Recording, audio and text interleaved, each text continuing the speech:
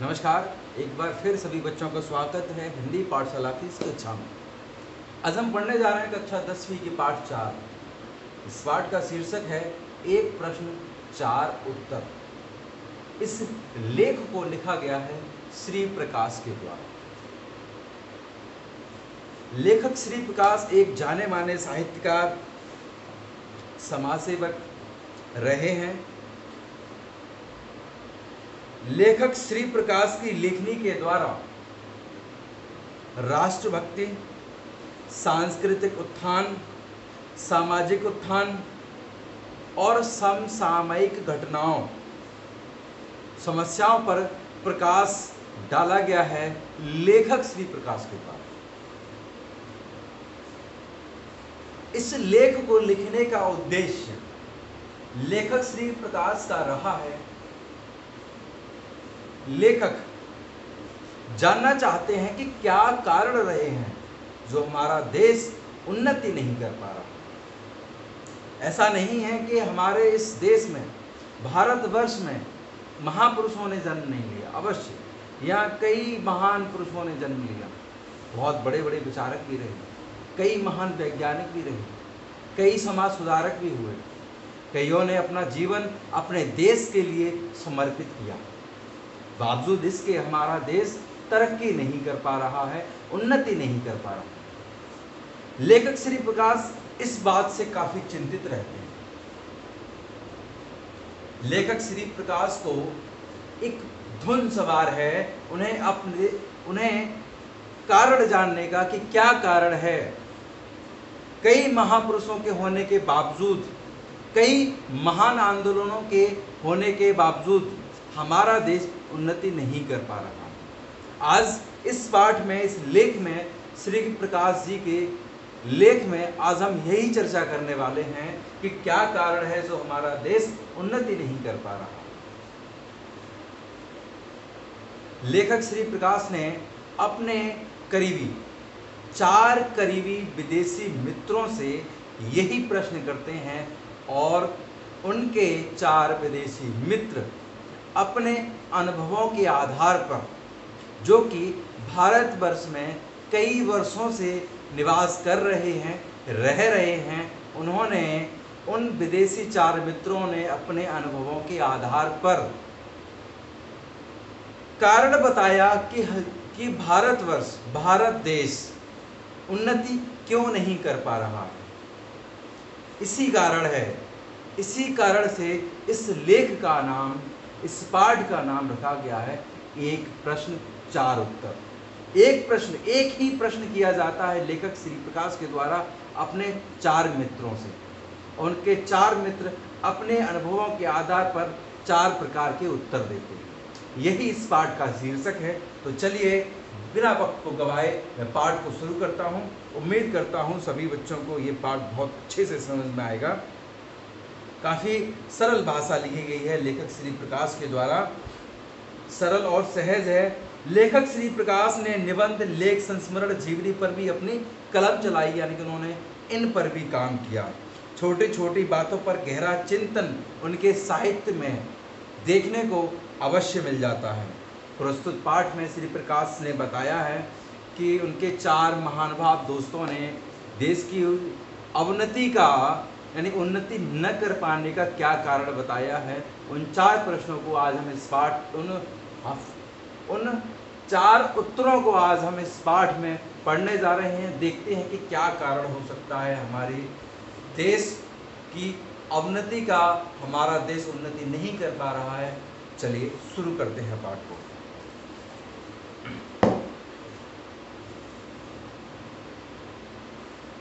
लेखक श्री प्रकाश लिखते हैं, सबको ही कुछ न कुछ खप्त होता है।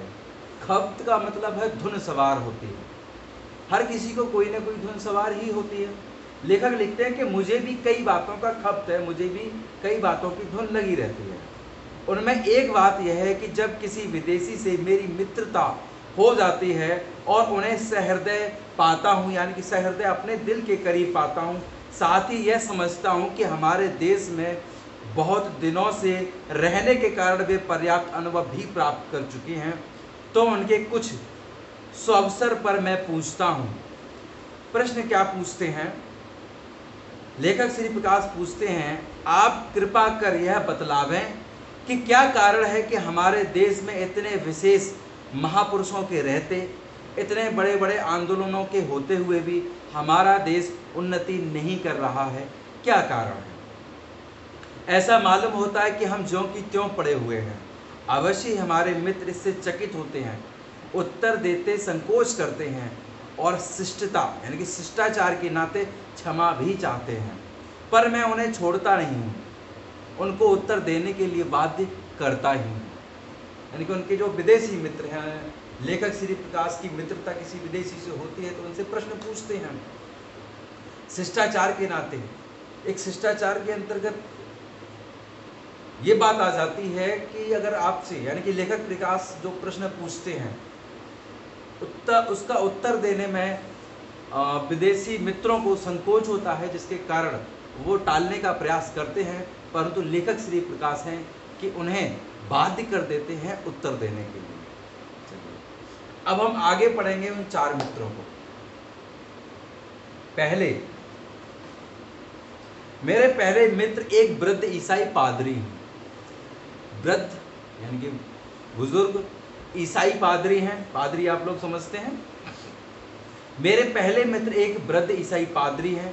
वे 36 वर्ष से भारत में ईसाई मत के प्रचार में तो उतना नहीं, पर सपत्नीक यानी कि अपनी पत्नी के साथ देश के दरिद्र नर नारियों की सामाजिक सेवा में लगे रहे हैं। मेरे हृदय में उनके लिए बड़ा सत्कार और प्रेम है। उनका उत्तर थोड़े में यह है, यानी कि जब अपने मित्र वृद्ध ईसाई से लेखक ने पूछा कि कृपया कर यह बतलावे कि क्या कारण है कि हमारे देश में इतने विशेष महापुरुषों के रहते, इतने बड़े बड़े आंदोलनों के होते हुए भी हमारा देश उन्नति नहीं कर रहा है, क्या कारण है? उनका उत्तर थोड़े में यह है कि तुम लोग अपने काम में गर्व नहीं लेते। यानी कि भारतीय जो हैं वो अपने काम में गर्व नहीं लेते, अपने काम को प्राउडली नहीं करते, अपने काम में प्राउड फील नहीं करते। ये एक देश की तरक्की न होने का एक कारण यहाँ मिल जाता है, जो कि दिया है वृद्ध ईसाई पादरी ने, जो कि जिनकी उम्र काफ़ी वृद्ध हैं जो, और 36 वर्ष से भारत में रह रहे हैं। विस्तार में उन्होंने बताया कि यहाँ पर जब किसी को नौकरी चाहिए तो अतिशयोक्तिपूर्ण शब्दों में दरखास्त देता है। अतिशयोक्तिपूर्ण यानी कि किसी भी बात को बहुत ज़्यादा बढ़ा चढ़ा के कह देना अतिशयोक्तिपूर्ण हो जाता है। जब यहाँ किसी को नौकरी चाहिए होती है तो बहुत बड़े बड़े वादे करता है। नौकरी मिलने से पहले दरखास्त देता है, उस दरखास्त के दौरान वह बड़े बड़े वादे भी करता है। बहुत ही विनय और सम्मान के साथ वह आरंभ भी करता है।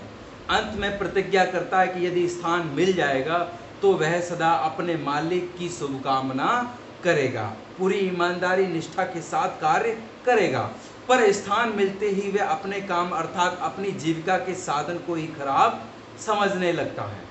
अन्य साथियों से मिलकर काम खराब करने के लिए षड्यंत्र रचने लगता है और मालिक की नाकों दम कर डालता है। यानी कि जब उसे स्थान प्राप्त हो जाता है, जब उसे नौकरी मिल जाती है, फिर वह अपने कर्म में, अपने काम में कमी करने लगता है और धीरे धीरे समय बीतता जाता है। उसे अपनी नौकरी तुच्छ लगने लगती है, बेकार लगने लगती है और फिर कई कारणों के चलते वह षड्यंत्र रचना शुरू कर देता है अपने मालिक के खिलाफ और अपने मालिक को परेशान करना शुरू कर देता है। नाको दम कर डालता है। ये सब बातें पहले मित्र ईसाई पादरी ने लेखक को बताई हैं। और अगर अन्य देशों की बात करें, वृद्ध ईसाई पादरी ने बताया कि अगर अन्य देशों की बात करते हैं तो अन्य देशों में भी लोग नौकरी की दरखास्त देते हैं, अवश्य देते हैं। वे साधारण शब्दों में प्रार्थना पत्र लिखते हैं और जब स्थान मिल जाता है तब इस तरह काम करते हैं जैसे संसार की गति उन्हीं पर निर्भर करती है और वे यदि काम छोड़ दें तो सारा संसार डूब जाए। अर्थात विदेशों में ये देखा गया है, ईसाई पादरी ने बताया कि विदेशों में लोग नौकरी के लिए दरखास्त देते हैं, नौकरी देते वक्त लंबे चौड़े वादे नहीं करते हैं। नौकरी के लिए जब दरखास्त दी जाती है तो उनमें वे अतिशयोक्तिपूर्ण बातें भी नहीं करते, बहुत ही साधारण और स्पष्ट शब्दों में दरखास्त देते हैं और जब उन्हें वहाँ नौकरी प्राप्त हो जाती है तो पूरी ईमानदारी, निष्ठा और बहुत अपने पूरे लगन के साथ काम को करते हैं और इस प्रकार काम को करते हैं जैसे उन्हें लगता है जैसे पूरे संसार की गति उन्हीं पर टिकी हुई है। कोई कंपनी में काम करता है तो उन्हें लगता है कि मेरे ऊपर ही पूरी कंपनी टिकी हुई, अगर मैं काम छोड़ दूंगा तो हो सकता है ये कंपनी बंद हो जाए। जैसे ऐसा वो नहीं चाहते, पूरी ईमानदारी, निष्ठा, लगन के साथ अपने काम को अंजाम देते हैं। ये बहुत अच्छी बात बताई पहले यानी कि लेखक श्री प्रकाश के पहले मित्र वृद्ध ईसाई पादरी। अब बच्चों को याद रखने वाली बात यह है कि पहले मित्र कौन हैं? तो पहले मित्र हैं वृद्ध ईसाई पादरी, जिन्हें 36 वर्षों का भारत का अनुभव है। भारत के दरिद्र जनों के हित के लिए उन्होंने कार्य किए, समाज सेवा का कार्य किया। उनसे प्रश्न पूछा गया तो उन्होंने उत्तर बहुत ही कम शब्दों में उत्तर दे दिया था कि यहाँ के लोग अपने काम में गर्व नहीं लेते। अगर ये प्रश्न आपको 4 नंबर में लिखने को आ जाता है, 3 नंबर में लिखने को आ जाता है, तो आपको इसी को एलैबोरेट करके लिख देना है। जैसा कि मैंने बताया है, भारत में नौकरी की दरखास्त देते समय लोग क्या क्या करते हैं, विदेशों में क्या करते हैं, इससे आप उसको एलैबोरेट कर सकते हैं। चलिए अब हम पढ़ते हैं, आगे पढ़ते हैं। बाद इस पादरी मित्र ने बहुत ठीक कही, हमें अपने काम का गर्व नहीं है, दुख तो इसका है कि मुल्क की परंपरा में अपने काम का गर्व करने का आदेश है। यानी कि देश की परंपरा रही है, लोग अपने कर्म को पूजते हैं। यहाँ भारतवर्ष में कर्म को पूजा जाता है। जाति भेद इसी पर निर्भर करता है। एक जाति का आदमी दूसरी जाति के आदमी द्वारा अपना मान मर्यादा नहीं चाहता, वह अपने जाति वालों के बीच उपयुक्त पद और स्थान चाहता है। यानी कि प्रत्येक व्यक्ति चाहता है कि वह सभी जातियों के द्वारा सम्मानित न हो। कहने का तात्पर्य है उसे इस बात की चिंता नहीं होती है कि सबके द्वारा उसे सम्मान मिले, उसे इस बात की चिंता अवश्य होती है कि उसे उसी की जाति के लोगों के भी सम्मान मिले और एक उचित पद भी मिले, एक बड़ा पद भी मिल जाए, ताकि उसके ही जाति के लोग उसका सम्मान करते रहें। ये कामना उसकी अवश्य होती है।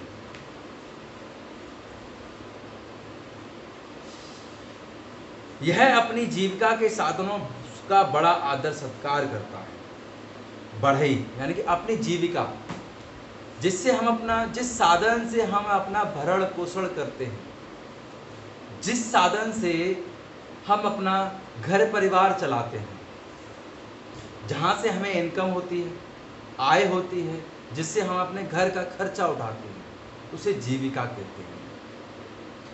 अब जीविका के बारे में कहा गया है कि यह अपनी जीविका के साधनों का बड़ा आदर सत्कार करता है। आदर सत्कार करना, जीविका का अपनी यानी कि आय के स्रोत का बहुत आदर सत्कार करना चाहिए और यहाँ लोग करते भी हैं। बढ़ई अपने औजारों की, दुकानदार अपने वही खातों के निश्चित तिथियों पर पूजा करता है। ये सब हम जानते हैं कि यहाँ भारतवर्ष में जब त्यौहार आते हैं, एक विशेष त्योहारों पर यहाँ लोग अपनी जीविका के साधन की पूजा करते हैं, आदर सत्कार करते हैं। एक बढ़ई को देखा है, बढ़ई के जो औजार होते हैं, बढ़ई अपने औजारों की पूजा करता है। बढ़ई अपने औजारों की पूजा करता है और दुकानदार अपने बही खातों की पूजा करता है। पर लंबी दास्ता, लंबी गुलामी, दास्ता यानी कि गुलामी, पर एक लंबी दास्ता के कारण हम अपनी परंपरा को भूल गए हैं। हम अपना काम छोड़कर दूसरा काम उठाते हैं, यानी दूसरों का काम उठाते हैं। एक काम छोड़कर दूसरा काम करने लगते हैं। हम अपने असफलता का दोष दूसरों को देते हैं। एक काम छोड़कर दूसरा काम अपना लेते हैं। इससे संबंधित एक कहानी है, एक छोटी सी कहानी है, सभी बच्चों को बताना चाहूंगा। दो व्यक्ति थे, यात्रा कर रहे थे। यात्रा उनकी बहुत लंबी थी। यात्रा के दौरान उनका गला सूखा, यानी कि उन्हें प्यास लगी, और फिर उन्होंने पानी की तलाश की। पानी की तलाश करते करते कई मील भटकते रहे वो, लेकिन उन्हें पानी न मिला। फिर दोनों ने विचार विमर्श किया कि पानी तो पीना है, अगर पानी नहीं मिलेगा तो हम मर जाएंगे। दोनों ने विचार विमर्श करने के बाद निर्णय लिया कि चलो गड्ढा खोदते हैं, यानी कि एक छोटा गड्ढा जो कुआं होता है, वो छोटा गड्ढा खोदते हैं, और उसमें से जो पानी निकलेगा उससे हम उस पानी को पी के अपनी प्यास बुझाएंगे और फिर आगे अपने पथ पर चल पड़ेंगे। दोनों का निर्णय सही था। दोनों गड्ढे खोदने शुरू हुए थे। दो प्रवृत्ति के लोग थे उसमें। पहला जो व्यक्ति था उसने अपना गड्ढा खोदा और खोदता रहा, उस गड्ढे में पानी नहीं निकला। दूसरा व्यक्ति भी अपना दूसरा गड्ढा खोद रहा था, उसने थोड़ा गड्ढा खोदा, उसमें पानी नहीं निकला। दोनों को में पानी नहीं निकला। दोनों की सोच का फर्क था। तो दूसरा जो व्यक्ति गड्ढा खोद रहा था, उसमें पानी नहीं निकला, उसने दूसरी जगह पे गड्ढा खोदना शुरू कर दिया। यानी कि पहली जो समस्या थी, गड्ढा खोदने की पहली समस्या का समाधान नहीं हुआ। पहला उसने जो कर्म उठाया, वे उसका फल लिए बिना उसने दूसरा काम उठा लिया। और यही जो पहला व्यक्ति था, उसने लगातार उसी गड्ढे को खोदता रहा। आगे चलते रहे, दोनों ने गड्ढे को और खोदा।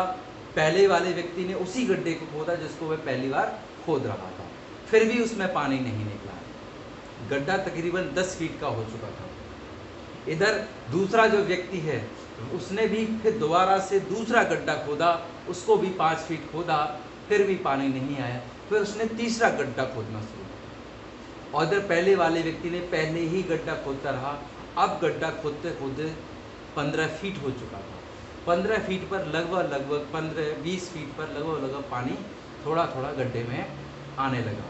और यहीं दूसरा व्यक्ति जो गड्ढा खोद रहा था, एक गड्ढा खोदने के बाद उसे पानी नहीं मिला, उसने दूसरा गड्ढा खोदा। दूसरे में भी उसे पानी नहीं मिला, फिर उसने तीसरा गड्ढा खोदा।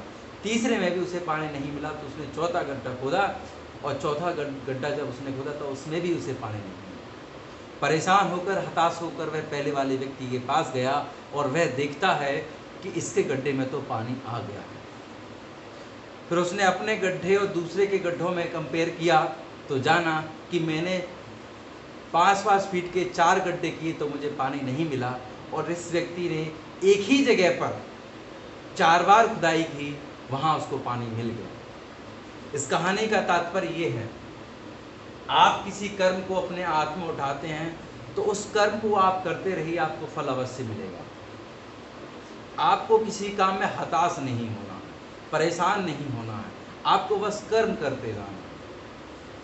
ये छोटी सी कहानी से शिक्षा मिलती है। चलिए मैं पुनः पाठ पर आता हूँ, इस लेख पर आता हूँ जो कि लिखा गया है श्री प्रकाश के द्वारा। तो जैसा कि हमने जाना, पहले वृद्ध ईसाई ने उत्तर दे दिया था। लेखक ने फिर अपनी बातें भी बताई। लेखक ने कहा भी कि हमारे यहाँ भारतीय परंपरा रही है कि हम अपनी जीविका के साधन का आदर सत्कार करते हैं, उनकी पूजा करते हैं। उसी के चलते लेखक कारण भी लिखते हैं कि एक लंबी दास्ता, एक लंबी गुलामी के कारण हम अपनी परंपराओं को भूल चुके हैं। और लिखते हैं कि यहाँ के लोग अपनी असफलता का कारण दूसरों को ठहराते हैं, यानी कि अपनी असफलता का दोष दूसरों को देते हैं। स्वयं दुखी रहते हैं, दूसरों को भी दुखी करते हैं। कोई काम ठीक न करते हुए वह मर जाना श्रेयस्कर है। कोई काम ठीक न कर सकने के कारण अपने को खराब करते हैं। जब कोई काम ठीक से नहीं कर पाएंगे तो यकीनन मनोबल भी बेकार हो जाएगा, यानी कि अपने अंदर कमी आने लगती है। काम को भी खराब करते हैं। एक संस्कृत का एक छोटे सा श्लोक है, स्वधर्म निधन श्रेया। स्वधर्म निधन श्रेया तात्पर्य है अपना धर्म या कर्तव्य करते हुए मर जाना श्रेयस्कर है। स्पष्ट तौर पर लिखा गया है कि अपना कर्तव्य का पालन करते हुए मर जाना श्रेष्ठ है, अपना कर्म करते हुए मर जाना श्रेष्ठ है। कर्म करना है, इस जगत में जन्म लिया है तो आपको कर्म करना ही पड़ेगा, और पूरी ईमानदारी निष्ठा के साथ आप कर्म करेंगे तो आपको सफलता भी निश्चित तौर पर मिल ही जाएगी। चलिए आगे बढ़ते हैं। दूसरे मित्र की बात करते हैं। लेखक श्री प्रकाश के दूसरे मित्र एक वृद्ध सरकारी कर्मचारी IAS के सदस्य, 30 वर्ष से अधिक भारत में गवर्नमेंटी नौकरी कर हाल में पेंशन लेकर वापस स्वदेश गए। न जाने कैसे मेरी उनसे मैत्री हो गई। वही सवाल मैंने उनके सामने भी पेश किया। सवाल कौन सा था? सवाल आपको याद रखना। सवाल था कि आप कृपा कर बतलावे कि क्या कारण है कि हमारे देश में इतने महान पुरुषों के होते हुए, इतने बड़े बड़े आंदोलनों के होते हुए भी हमारा देश उन्नति नहीं कर पा रहा है। यही प्रश्न लेखक श्री प्रकाश ने अपने दूसरे मित्र, जो कि एक सरकारी कर्मचारी IAS के सदस्य हैं, हाल फिलहाल में वह पेंशन लेकर स्वदेश लौटे हैं, उनसे भी वही प्रश्न किया। और उस प्रश्न का उत्तर कम शब्दों में उन्होंने दिया कि तुम लोग जिम्मेदारी नहीं समझते, रेस्पॉन्सिबिलिटी। हम लोग जिम्मेदारी नहीं समझते। ये इस देश की अवनति का कारण है। इस देश की उन्नति न कर पाने का दूसरा कारण है कि हम अपनी जिम्मेदारियों को नहीं समझते, हम जिम्मेदारी उठाना ही नहीं चाहते। यहाँ के लोग जिम्मेदारियों से भागना जानते हैं, बहुत अपनी जिम्मेदारियों से हमेशा भागते रहते हैं, यही कारण है। चलिए, अब ऐसा दूसरे मित्र ने ऐसा क्यों कहा? इस छोटे से सेंटेंस में, छोटे से वाक्य में तुम लोग जिम्मेदारी नहीं समझते, एक बहुत बड़ा अर्थ छुपा हुआ है। उस अर्थ को हम समझते हैं। विश्वास में इसका अर्थ यानी कि विस्तार में इसका अर्थ यह है कि व्यक्ति का समष्टि की तरफ जो कर्तव्य है उसे हम नहीं जानते। यानी कि हमारी संसार के लिए जो हमारा कर्तव्य है, हमारे भारतवर्ष के लिए जो कर्तव्य है, हमारे जन्मभूमि के लिए जो कर्तव्य है, हमारे धरती माँ के लिए जो कर्तव्य है, हमारे देश के लिए जो कर्तव्य है, उस कर्तव्य को हम नहीं समझना चाहते। हमारे कई कर्तव्य हैं, हम पर हमारे भारतवर्ष का, हमारी धरती माँ का, पर्यावरण का, समाज का कर्ज हमारे ऊपर है। अगर हम उस कर्ज को समझ लेंगे तो उस कर्ज को उतारने का प्रयास भी करेंगे।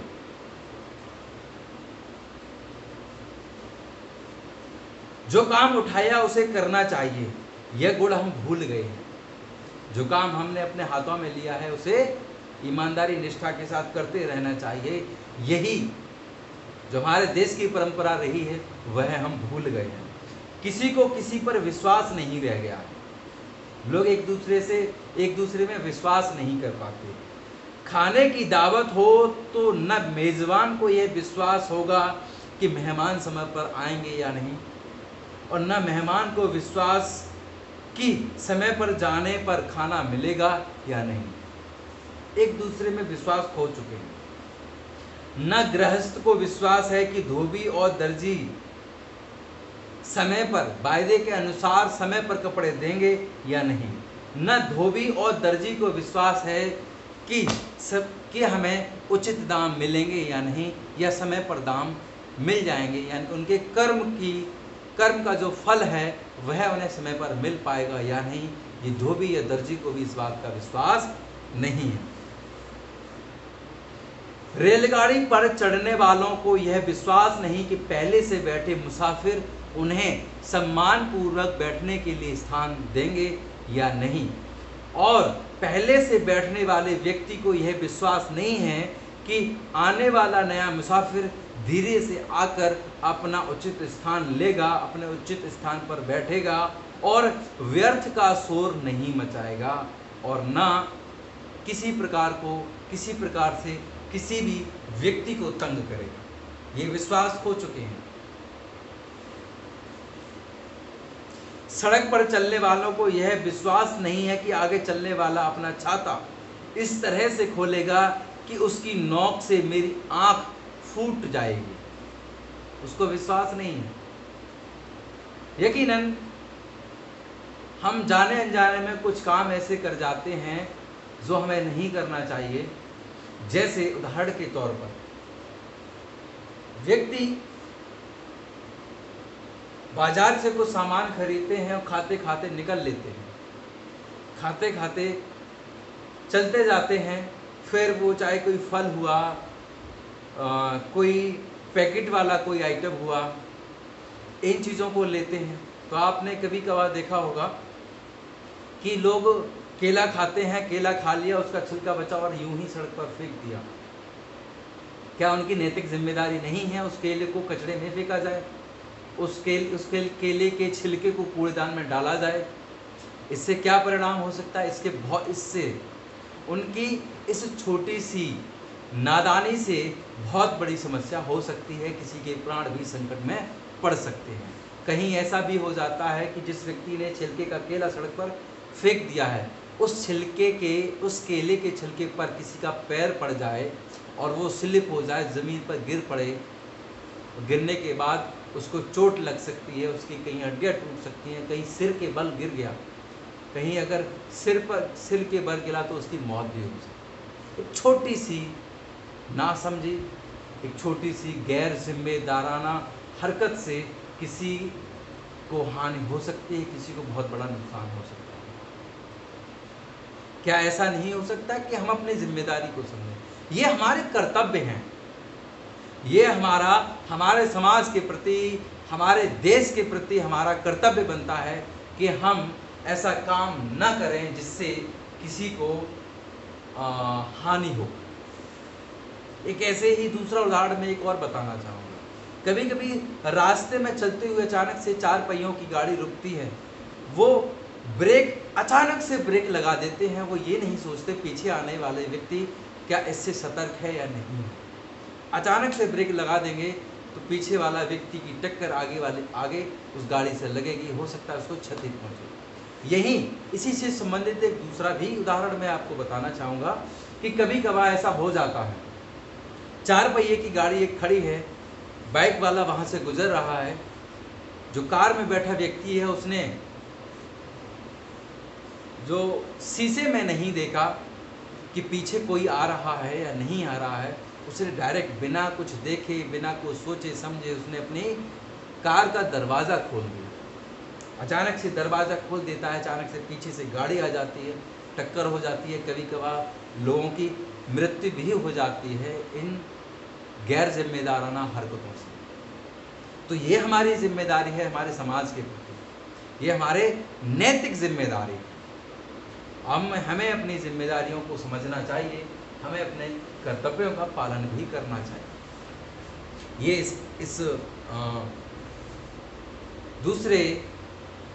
दूसरा उत्तर कुछ इस प्रकार से उनके वृद्ध मित्र ICS के अधिकारी ने दिया।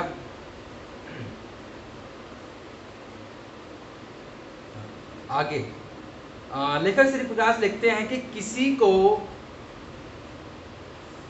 किसी पर यह विश्वास नहीं है कि केले, नारंगी का छिलका या सुई, पेन आदि इस तरह वह ना छोड़ेगा जिससे दूसरों को कष्ट ना पहुंचे। मांगी चीज़ ठीक हालत में वापस करेगा। ये सब बातें हमें समझनी चाहिए और इन सब से हम विश्वास खो चुके हैं। कभी कभी एक दूसरे के सहयोग से हमारा समाज चलता है, ये निश्चित है, ये सत्य भी है। एक दूसरे के सहयोग से ही हमारा समाज चलता है, एक दूसरे के सहयोग से ही हम तरक्की कर सकते हैं, उन्नति कर सकते हैं। सहयोग की भावना हमारे अंदर होनी चाहिए। लेकिन फिर भी कहीं ना कहीं लोगों के हृदय में एक छोटी सी चिंता अवश्य रहती है जब वह किसी की मदद करता है, जब कोई व्यक्ति को अपने ज़रूरत के हिसाब से किसी चीज़ की ज़रूरत पड़ती है, अपने काम के लिए किसी चीज़ की आवश्यकता पड़ती है, तो मांगने वाले को थोड़ा संकोच करना पड़ता है, सोचना पड़ता है कि यह व्यक्ति, अमुक व्यक्ति मुझे कोई सामान देगा या नहीं। और देने वाला व्यक्ति यही सोचता है कि क्या समय पर ये मुझे मेरी ही वस्तु सही हालत में समय पर वापस करेगा या नहीं, इस बात का भी विश्वास नहीं है। तो ये सब बातें हमें, जब हम सभी अपनी जिम्मेदारियों को समझेंगे तो ये सभी समस्याओं का समाधान स्वतः ही हो जाएगा। दूसरों के प्रति अपने कर्तव्यों का अनुभव नहीं करते हैं, इस प्रकार हम सब एक दूसरे के प्रति अविश्वसनीय और अस्पृश्य हो गए हैं, अछूत हो गए हैं। हमने एक दूसरे में विश्वास खो दिया है, हम अपना धार्मिक आदर्श भूल गए हैं। कौन सा धार्मिक आदर्श है? संस्कृत का एक श्लोक है, आत्मना प्रतिकूलानि परेशान समाचरेत। इसका अर्थ यह है, स्वयं को जो प्रतिकूल लगे दूसरों के साथ वैसा आचरण नहीं करना चाहिए। जो व्यवहार आपको अच्छा नहीं लगता ऐसा व्यवहार आप दूसरों के साथ न करें। इस श्लोक का ये तात्पर्य है। बहुत अच्छी बात कही है इस श्लोक में। श्लोक है, आत्मना प्रतिकूलानि परेशान समाचरेत, अर्थात स्वयं को जो प्रतिकूल लगे दूसरों के साथ वैसा आचरण नहीं करना चाहिए। और अंत में लेखक श्री प्रकाश लिखते हैं कि हम अपनी जिम्मेदारी नहीं समझते। ये वही उत्तर है, हम अपनी जिम्मेदारी नहीं समझते। ये वही वाक्य है जिसका उत्तर लेखक श्री प्रकाश के दूसरे मित्र वृद्ध सरकारी कर्मचारी ICS अफसर के द्वारा दिया गया। चलिए, यहाँ लेखक श्री प्रकाश के द्वारा पूछे गए एक प्रश्न के अभी तक हमने 2 उत्तर जाने हैं। दोनों ही उत्तर बहुत अच्छे से जाने, बहुत अच्छे से हमने समझे, और आशा करता हूँ जो उत्तर मिला है उनसे हमें सीख लेनी चाहिए।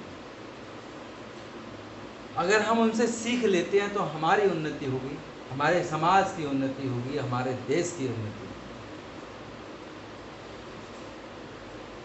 अभी तक हमने 2 ही उत्तरों को जाना है। आज के लिए हम इतना ही करते हैं, इतना ही पढ़ते हैं।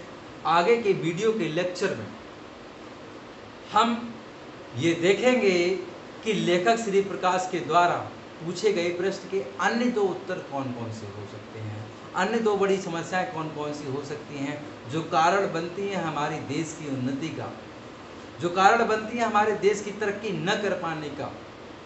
वो उन 2 उत्तरों को हम आगे की कक्षा में डिस्कस करेंगे, आगे की कक्षा में पढ़ेंगे।